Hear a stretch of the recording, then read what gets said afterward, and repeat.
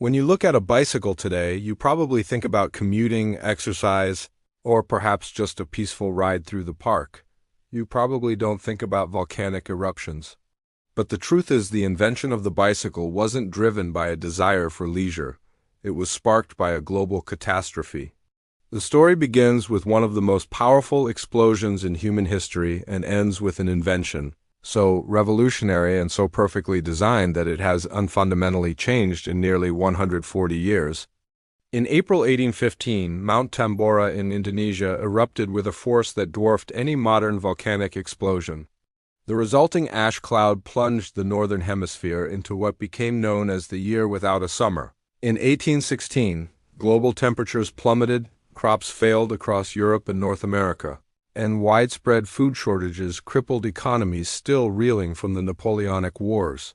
This climate disaster had a specific, devastating impact on transportation. The year without a summer led to a catastrophic collapse of agriculture. With fields ruined and grain scarce, the price of oats and other fodder skyrocketed. This led to a desperate crisis for the primary mode of transportation at the time: horses. Tens of thousands of horses either starved to death or were slaughtered for food and hides. This collapse of equine transportation left societies paralyzed. People needed a way to move goods and themselves, but the roads were suddenly empty. It was this urgent need that inspired a German inventor named Karl Drais. Drais was born in 1786 in what is now Mannheim, Germany. He was a surveyor by trade and spent much of his career mapping land for the region's coal mines. But the year 1816 was a pivotal one. As Drais surveyed, he noticed a peculiar change. The terrain was strangely silent. Usually, the sound of hooves echoed across the landscape. But due to the ongoing food shortages, the animals were either gone or too weak to pull carts laden with coal. A colleague recalls, "At that time, all horses were shod with iron shoes because they were so lean that they could not draw their loads without assistance."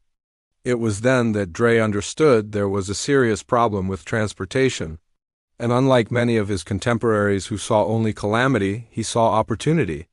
An expert on surveying instruments and skilled in working with machines, Drais began sketching ideas for a self-propelled cart that could be guided by a handlebar, steered with a tiller, much like a boat, and powered by the human body. Drais was keenly aware of the transportation crisis. His goal was to create a human-powered vehicle that could replace the horse.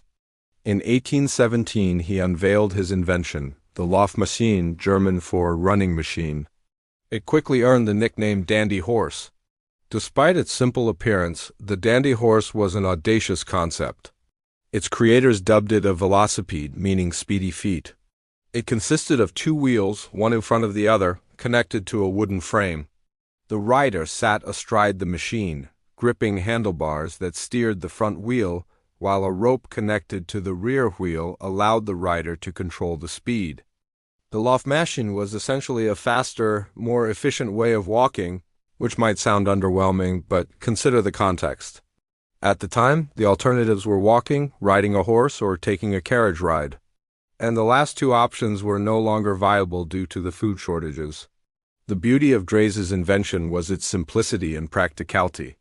It utilized readily available materials, required minimal manufacturing, and was immediately useful.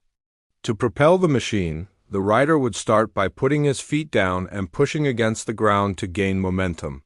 Once moving, the machine would continue to roll thanks to a ball bearing mounted on an axis between the two wheels. Once the rider wished to stop, he simply pulled on the rope connected to the rear wheel, bringing the entire contraption to a halt. The dandy horse was a rudimentary form of a modern bicycle. It didn't have pedals, but it did share some key similarities with the bikes we know today. It was the first two-wheeled vehicle to apply the principle of two-wheeler stability. And although it lacked gears, it was far superior to walking, enabling the rider to travel twice as fast as on foot. The dandy horse was capable of speeds of around 10 miles per hour on level ground. Unlike contemporary vehicles, the Laufmaschine didn't require a horse or a road. The rider could navigate soft terrain, making it adaptable to a variety of landscapes. Dandy horses were cheap, costing around $30, equivalent to about $1,000 today, while a horse could cost several times that much. After unveiling his invention in 1817, Drais patented it the following year and began producing his own models. His workshop turned out between 5 and 10 dandy horses every week. Drais also opened a factory in Paris to meet the growing demand. Soon enough, copycats emerged and the market flooded with dandy horses. The loft machine was a success, selling well throughout Europe and the United States, but the fad only lasted a few years. The dandy horse was cumbersome. Its wooden construction made it heavy and awkward to maneuver, especially on the rough roads of the day. It was so unwieldy that riders struggled to keep it upright and steering was a challenge. Furthermore, it proved difficult to stop, requiring considerable effort to haul the machine to a standstill. These mechanical drawbacks aside, the dandy horse had a social drawback. It was unsettling to pedestrians. Riders took to the smoother pavements, causing immediate conflict with pedestrians. Many cities, including New York, quickly banned them from footpaths, effectively killing the dandy horse's momentum. But it's important to remember that the dandy horse came out of a dire situation. The food shortages caused by the eruption of Mount Tambora had lifted by the early 1820s. By the time Drais died in 1835, the dandy horse was a distant memory. The invention would remain largely dormant for decades until the 1860s, when a crucial innovation in France changed everything. French inventor Pierre Lallement applied for a patent for an improved running machine.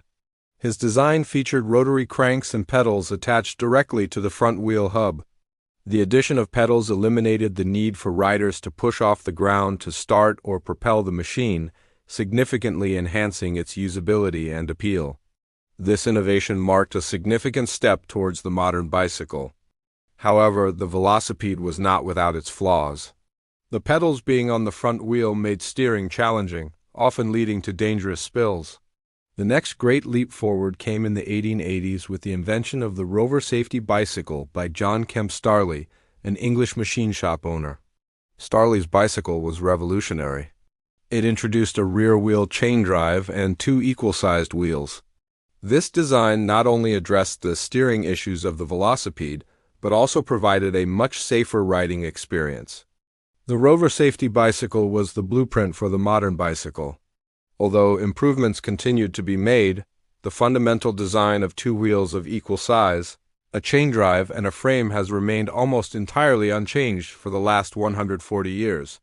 While materials have improved, the bicycle is a rare example of a product that reached near-perfect efficiency and utility very early in its history. The invention of the Rover Safety Bicycle in 1885 was so revolutionary that it practically ended the bicycle-'s design evolution.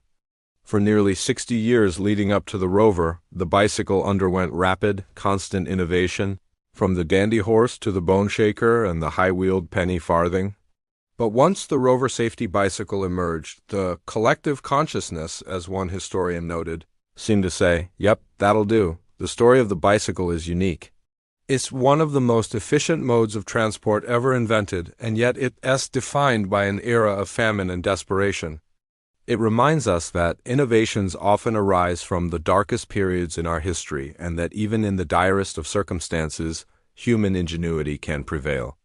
If you enjoyed this video, please hit the like button. We've also produced a series of videos about other inventions. You can find them on our channel. Thanks for watching.